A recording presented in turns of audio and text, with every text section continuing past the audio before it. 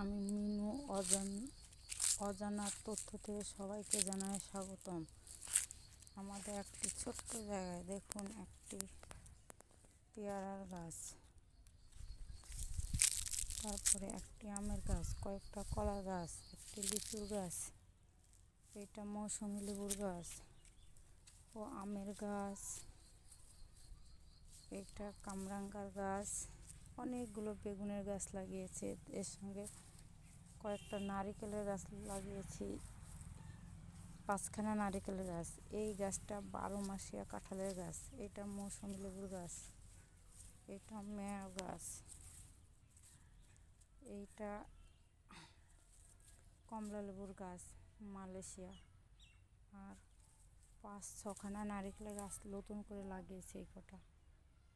আর এই কাঁঠাল গাছটাও লাগিয়েছি দেখুন বড়। আর এই বড় নারিকেলের